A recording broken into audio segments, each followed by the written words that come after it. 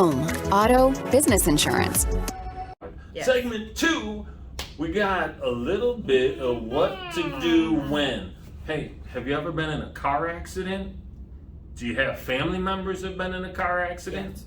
Did you know exactly what to do? Because if you didn't, we're about to find out now. Exactly. I think a lot of people find this out after the fact and be like, oh, I wish I would have, stuff like that. So I'll just give you a small example.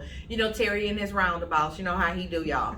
So when he in his roundabout and he going the wrong way and then he hits somebody, right, because he's still going to take the roundabout when it's really he's supposed to be going right straight and then they go straight. Okay, so Terry getting in this accident. Not with me though, but another lady. They get out the car, they talk. So there's a couple things you want to do. Obviously, you always want to make sure the other driver's okay. If you're okay, because sometimes you actually in shock from the incident. You don't even realize that you're in pain or hurt or whatever. So, actually take care of your physical health first. Like, make sure you're okay. Make sure the other person's okay. Because if that one key thing is not taken care of, everything else don't even matter. Take care of that first. I think that's good. That's right. Don't take pictures.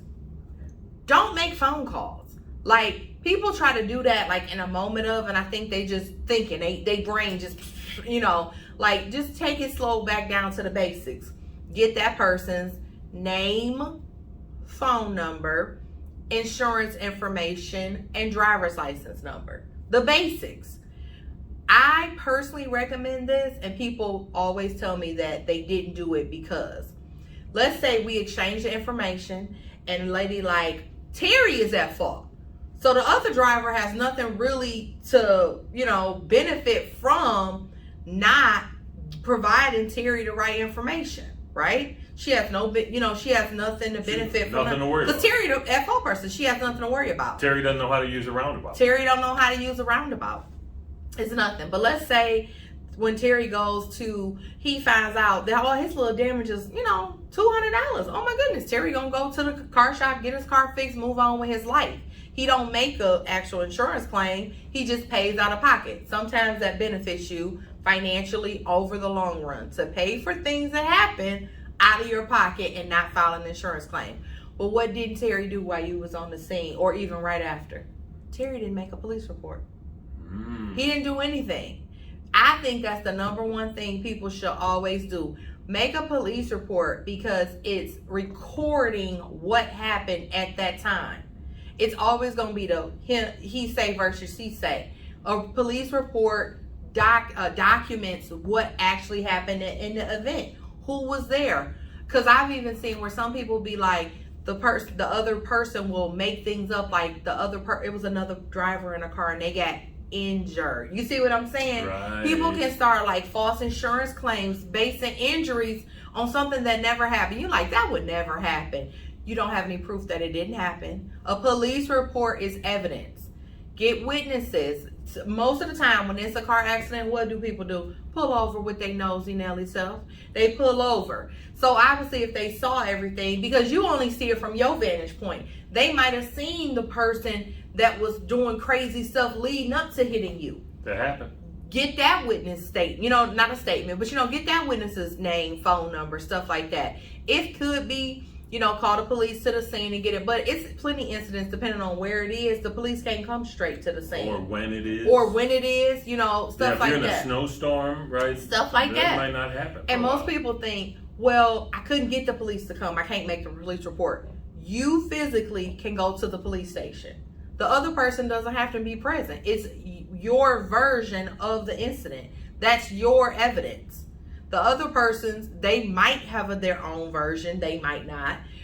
Something else you can do if it happened on a very busy street, the city can also get the recordings, like the street stuff. Oh yeah. You could just get that off the camera. So that's something else you want to do. But always just, try to be conscious of when it was, who it was, name, phone number, if they have their insurance information and their plate number, what kind of car were they, driving in, and then make the police report. The reason we want to make it sooner than later is because the events are fresh in your mind. If you wait a week later, you'd be like, I think I was, of course you're going to remember the street you was on, but not like every single detail that was just right then. We don't have good a memory as we think, people. Police stations are open late. You got time. They never close, actually, people. That's it. That's they never open close. late. They're one of the things that are always open. They're like White Castle, man. You can go in, get a 10-sack. White Castle. I was thinking of something else. But listen, and the witness statements. If it's somebody there, get another person's vantage and viewpoint of what happened on the incident.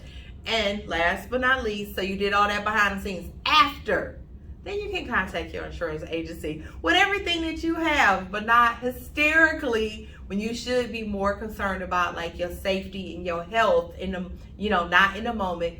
Then you can call us with all the information that you have, and then we can proceed with claim if need be, if you're not going to pay out of pocket.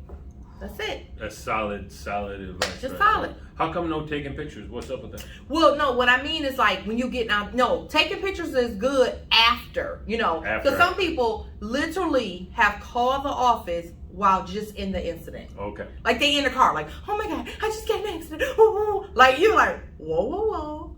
I can hear the sirens coming. So how about you do that first? Like, you know what I'm saying? Like, but after, yes, taking photos are a great evidence, because I've even seen people never get their car recovered. Like it go wherever it's gonna go and be drug off because it's messed up. Having that physical evidence of it is good. So yes, okay. After you are safe, everything, because I've seen altercations on scenes. Like, think about the other, okay, prime example, you said why not take a picture? Let's say you're taking a picture of the other person's car and they in there hurt.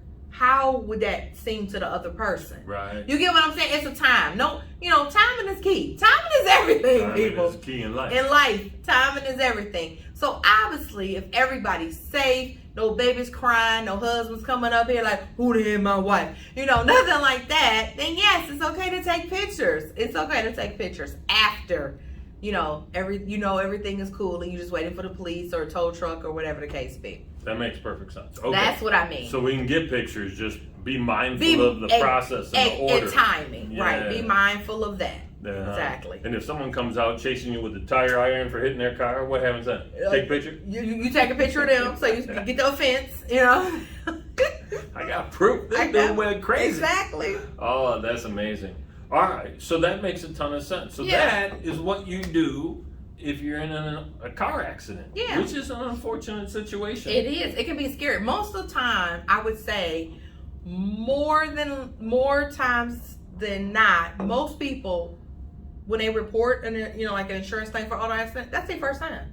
It's not something that you just keep doing over and over. Like, oh, I did this 17 times. I know what to do now. No, you've done it once, or it could be maybe you were younger when it happened. Maybe you were a passenger. And it's going to be different, especially if you're the driver. Because you're so concerned about everybody else, and if you caused it, that can kind of be traumatizing. Yeah, that's a tough one. That's a tough one. If you're the cause of an accident, let alone if it's like bad, like that can be a lot. So focus on the at the scene incident versus what do I need to do for my insurance company. Those things go fall in place. They got whole teams of people that take care of that. Make the report, get the documentation, make sure you know who the other party is, take photos when they're not chasing you in a tire R, stuff like that. And everything else should just flow smoothly. Smooth sailing. All right, that's good stuff. Yeah.